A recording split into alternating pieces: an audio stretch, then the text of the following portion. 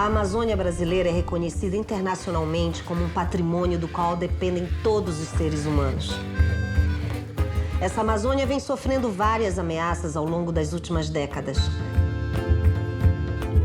Mas lá existem milhões de pessoas que vivem da floresta, com a floresta, em harmonia e equilíbrio com ela. A luta na Amazônia tem gênero marcado. É uma luta feminina. À frente de grande parte dos movimentos, há mulheres que lutam ao mesmo tempo pela manutenção do seu modo de vida, pela floresta e pelo futuro do planeta. Vamos conhecer as guardiãs da floresta.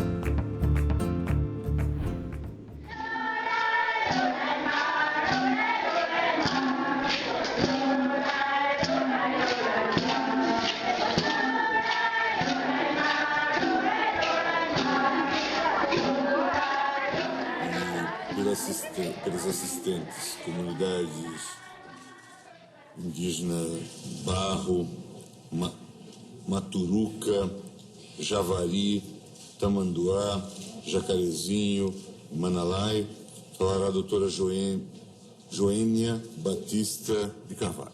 Com a palavra. Excelentíssimo ministro-presidente, excelentíssimos ministros, Canal, o ato Penamá, Tumanipei, Ina, Tamã, Liberal, Auna, Cadamã. A partir da Constituinte de 1988, o Brasil reconheceu e homologou oficialmente mais de 100 milhões de hectares como terras indígenas.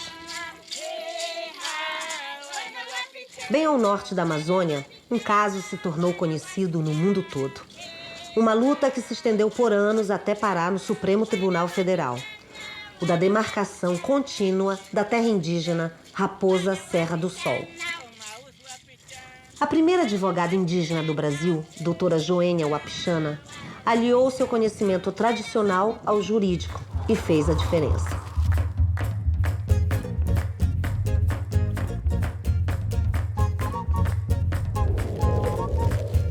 Eu até 2000 não sabia que eu era a primeira advogada indígena do Brasil.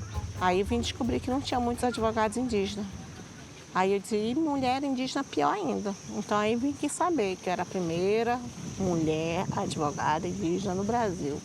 E isso abriu muita oportunidade para dar entrevistas. Então quando os jornalistas vinham fazer entrevista, como é que você conseguiu se formar em direito? O que você comia na universidade? Coisas que, não, eu comia coisas que tinha. Então, como é que você ia? Você conseguia ler o livro?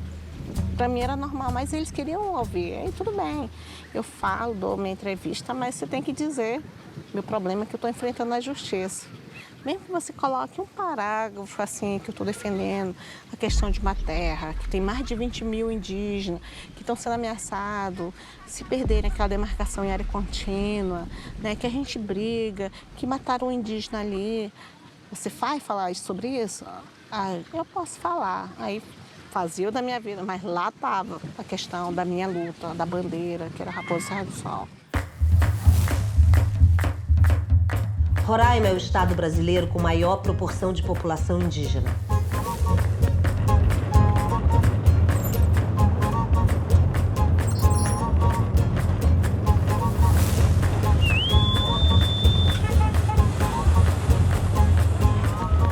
No Lago Caracaranã, estava acontecendo a Assembleia dos Povos Indígenas de Roraima, que reuniu aproximadamente 2.000 indígenas de povos e regiões diferentes do estado. Foram 4 dias de debate, propostas e de tomada de decisões. Os líderes compartilharam suas experiências e conquistas desde a criação do movimento indígena local. Agora, a fazer parte da mesa, a doutora Joênia.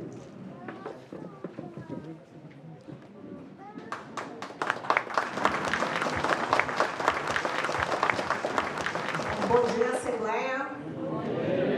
Antes de falar também, já que a gente está num tema que nos interessa muito, que é a questão da proteção da terra indígena, a União, ela não tem somente o dever de demarcar terras indígenas, mas proteger e fazer respeitar todos os seus bens. Esse é o artigo 231 da nossa Constituição Federal de 88.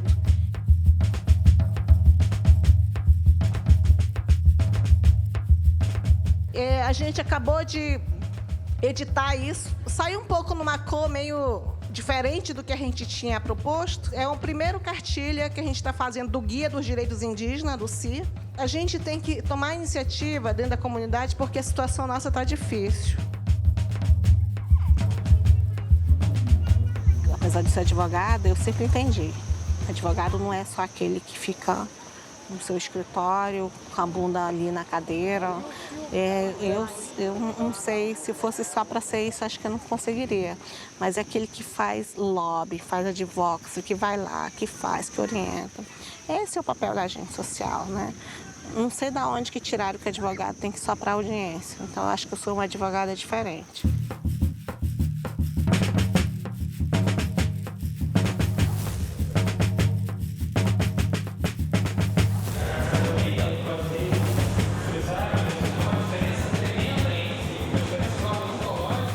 Queria parabenizar a força de mulheres indígenas tá passando por essa situação aqui na universidade, né? E eu acho que é difícil vocês encararem aqui o Rio de Janeiro, né? Por mim já era difícil da universidade, imagina fora do seu território. Queria me solidarizar a elas duas que estão aqui. Você vai na cidade, as pessoas lhe discriminam por sua cor, por seu cabelo, por sua aparência. Eu cresci no meio onde se ouvia muito conflito com fazendeiros, porque acusavam os índios de terem roubado suas criações. E eles chegaram ficando cercas, tomando terras, então eu cresci ouvindo isso muito forte.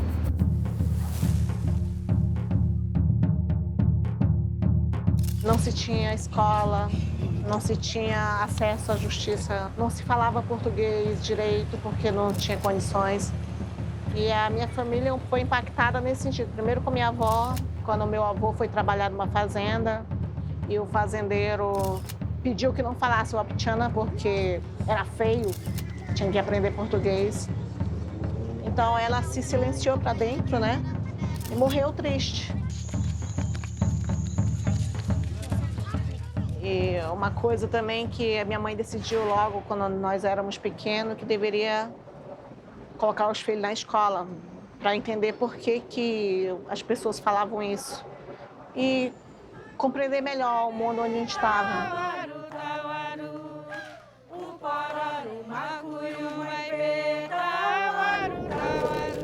E essa força da minha mãe, que eu sempre coloco ela, né?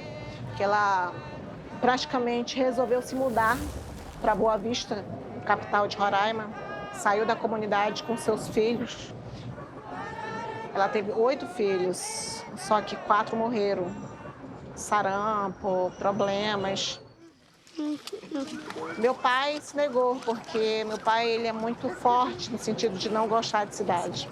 Ele preferiu ficar na comunidade.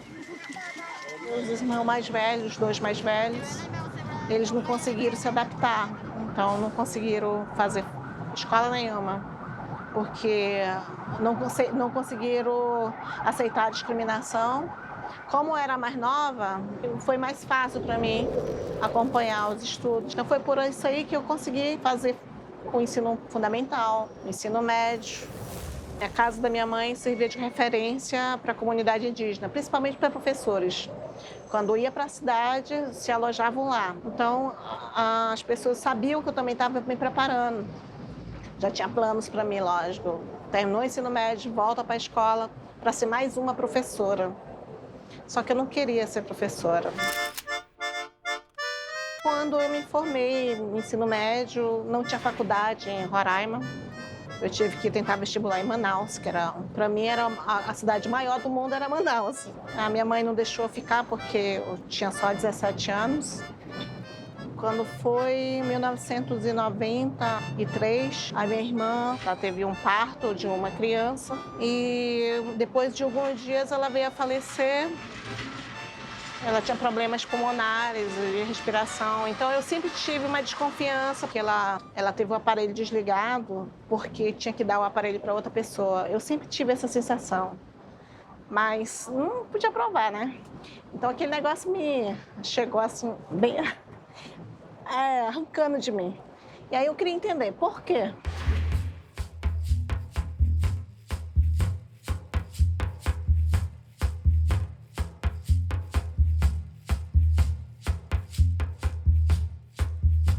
que os indígenas são tão discriminados,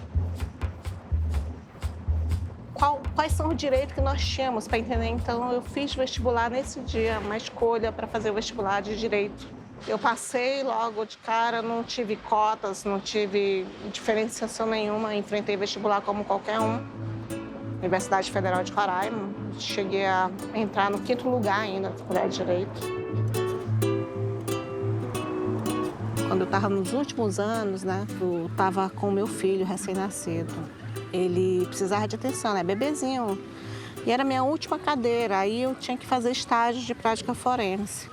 Aí eu fui perguntar do meu professor, né, esse horário, professor, não tem como mudar, sou mãe, tenho que aumentar, e meu horário outro é de trabalho e tal.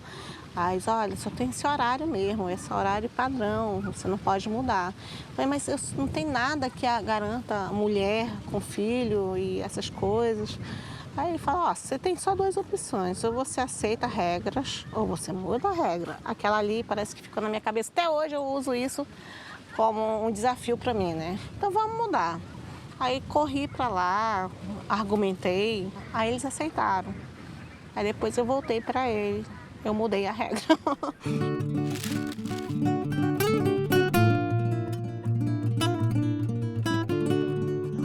Chegou, acabou de se formar, nossa parente, o Apixana, em Direito. Nossa, aí todo mundo bateu palma, eu fiz o exame da ordem, um ano depois. Passei logo de cara, né? A partir desse momento que os outros me conheceram como uma parenta que se formou em Direito, isso era um avanço danado. Aí começou a chegar parente batendo na minha porta lá na universidade, pedindo orientação jurídica, pedindo opiniões. Olha, nós estamos tendo problema com a terra, fulano foi preso. O próprio CI, como organização, me procurou, né? Aí eu falei, olha, acho que posso, vamos lá. Então a primeira causa que eu peguei foi de um conflito aqui da Raposa Serra do Sol, que era conhecido como a Barreira do Machado, né, que era um grande evento onde as lideranças bloquearam a estrada para não passagem de garimpeiros e tal. Aí a polícia, lógico, né, nessa época era muito contra os indígenas. O governo do estado entrou com uma ação contra o CI e tal. Aí eu fui lá para tentar tirar o CI. Então esse foi o primeiro caso. Aí depois que eu consegui arquivar, aí, lógico, o pessoal estão indo lá em cima. E aí comecei a pegar as grandes causas de Raposa, né? A Raposa Serra do Sol é uma das maiores terras indígenas do Brasil. Lá moram 20 mil índios, de 5 etnias diferentes. Mesmo depois da sua demarcação, fazendeiros de arroz se apropriaram do território, iniciando um longo e violento conflito com os indígenas que durou muitos anos. Um grupo de fazendeiros se recusou a abandonar as terras mesmo depois da reserva ter sido homologada pelo governo federal em 2005 e os não-índios terem sido obrigados a deixar a reserva. A expulsão desses fazendeiros aumentou ainda mais a violência sofrida pelos indígenas.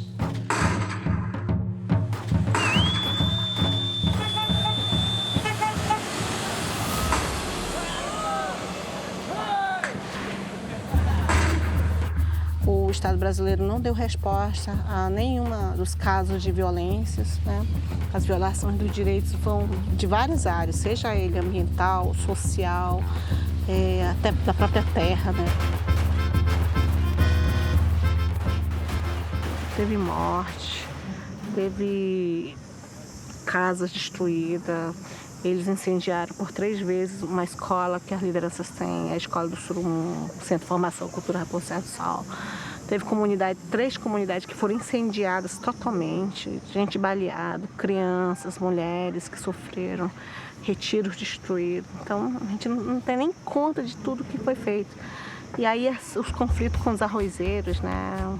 Era a contaminação dos rios, porque existia pulverização aérea, gente bebendo água contaminada de veneno, desmatamento das matas ciliares.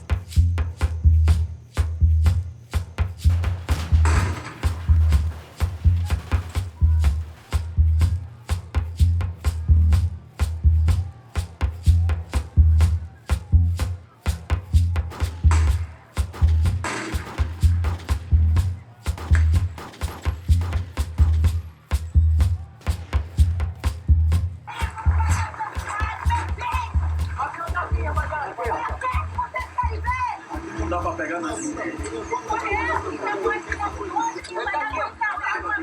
aqui. Até meu marido foi malhado. Se ele morrer, quem vai me sustentar? Quem vai sustentar os filhos dele? Que não sai da nossa terra. Nossa terra foi malhada, foi demarcado.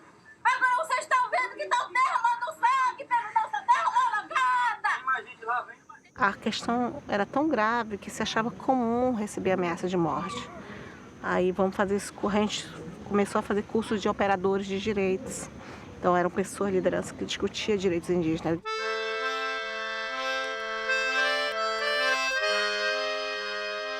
Não é porque nós somos indígenas que nós não temos direito a direitos civis básicos, cidadania. A gente conseguiu apoio de outras organizações e conseguimos montar com mais estrutura um departamento de direito, um departamento jurídico no C. Muitas vezes saí Lucy, motoqueiros me perseguindo, meus filhos sofreram, não deixar meus filhos brincar na rua, saí da escola, sofri muitas ameaças por e-mail, por pessoas que corriam na rua. Minha mãe, isso não deixava intimidar. Então a gente começou a fazer estratégia. Lógico, nunca ninguém é sozinho, a gente sempre conta com parceria, né? A gente começou a pedir apoio de várias frentes, então tudo que era fórum de direitos humanos, lá estava nós, né?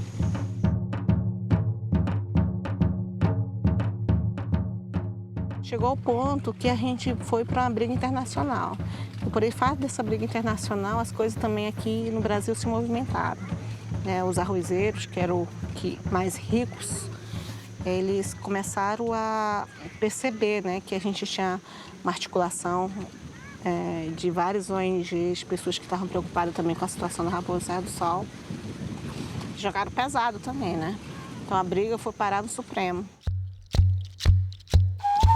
Os fazendeiros brigavam por uma demarcação em ilhas que não os tirassem da terra. Mas os indígenas queriam a demarcação em área contínua e a saída dos arrozeiros, garantindo o seu direito de posse coletiva da terra e o fim dos conflitos.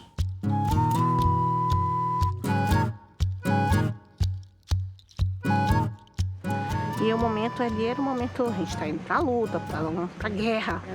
Os pajés me chamaram, que a gente estava com o pajé, pintaram meu rosto, eu estava com a tinta vermelha aqui. É a única chance que estão lhe dando. Aí os parentes falando para mim, né? A gente não vai poder falar, porque nós não somos advogados. Mas você vai falar por todos nós.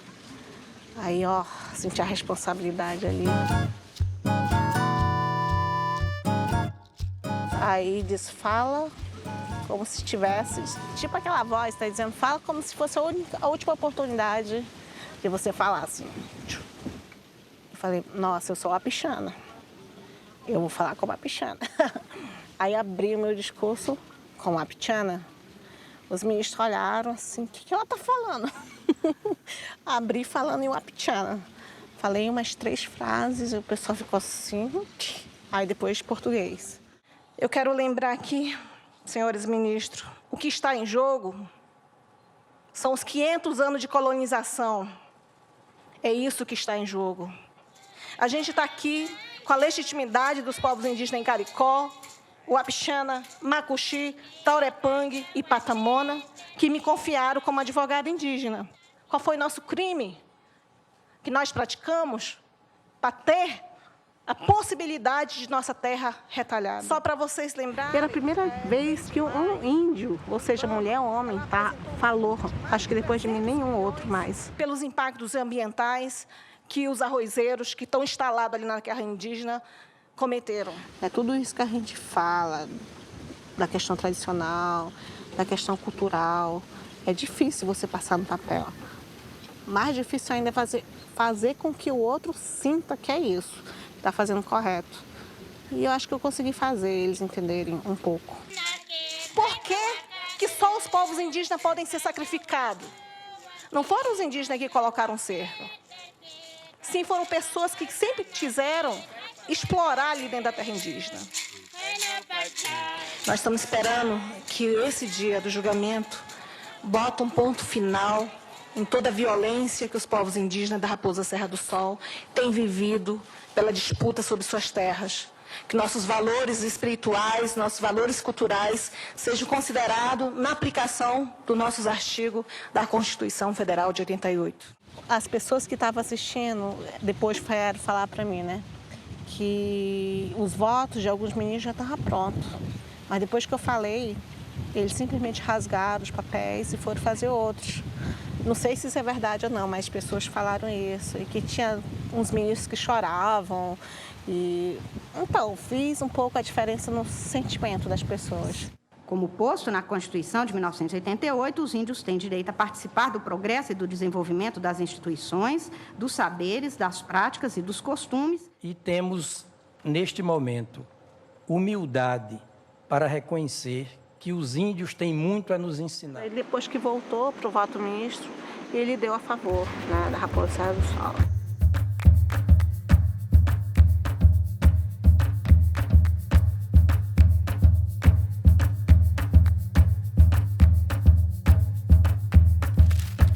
Acho que foi um grande momento histórico. Depois disso, a imprensa choveu em cima. Aí as pessoas foram lá comemorar.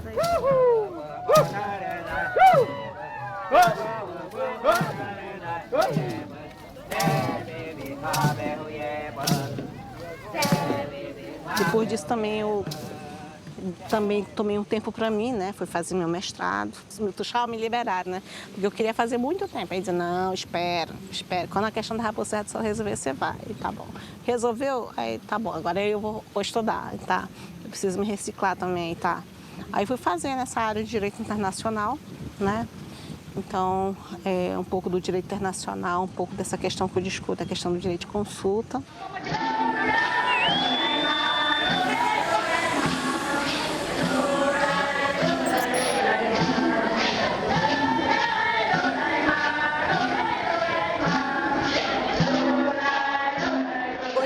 Consulta, a gente já deu uma entrada um pouco, né? Muitas vezes a comunidade, que nome estranho, né? Uma palavra difícil, mas na prática as nossas comunidades já fazem, né? Hoje nós estamos aqui, né? Nós estamos numa assembleia. A nossa assembleia é uma instância indígena de tomada de decisão, não é? Esse é um processo de consulta também. Porque, às vezes, a comunidade tem essa prática já de consultar em suas assembleias regionais. Mas agora estão exigindo mais ainda. Por quê? Porque a gente tem que dialogar com o governo, com pessoas que têm toda uma estrutura avançada. Tem técnicos, advogados, pessoas que lidam no dia a dia com a burocracia, com normas, com leis. Que a gente viu aí que tem leis avançando em relação à mineração. Questão de hidrelétrica, nós temos 3 projetos aqui em Roraima, né? Questão da educação, gente. Ano passado houve muitas manifestações, questionável, porque a legislação estadual retirou de dentro do texto a questão da educação escolar indígena.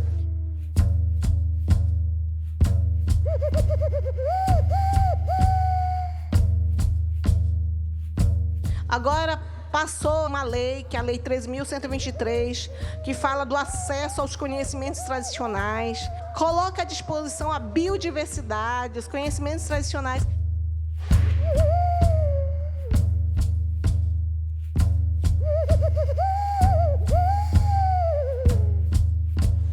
Nós temos uma legislação nacional que assegura que todas as medidas legislativas e administrativas que afetam a vida dos povos indígenas sejam amplamente e adequadamente discutidas. E toda e qualquer medida teria que ser levada a partir do Estatuto dos Povos Indígenas. E eu vejo que tem ausência de uma consulta que seja adequada e apropriada. Bora lá.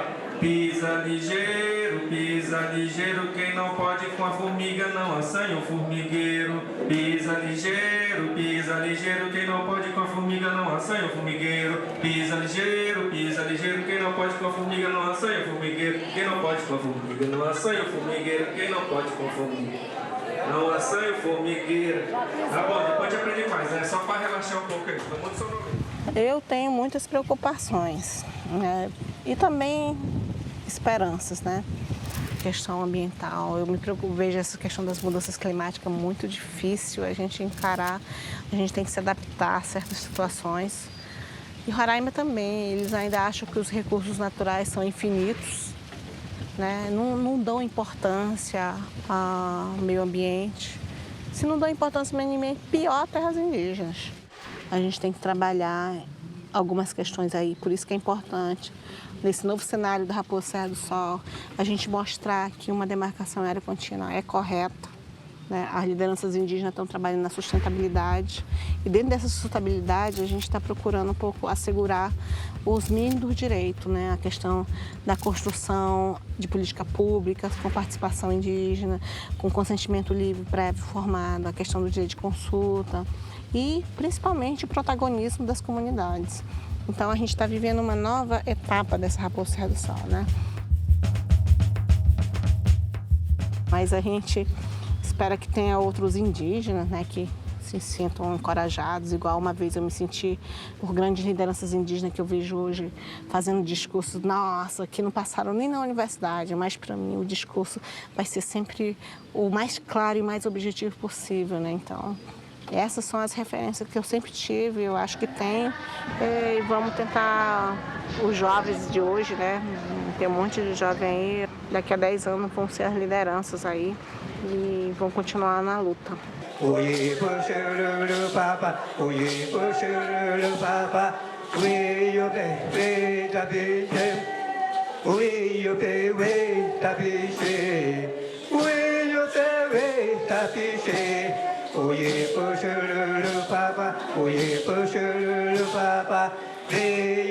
feita biche.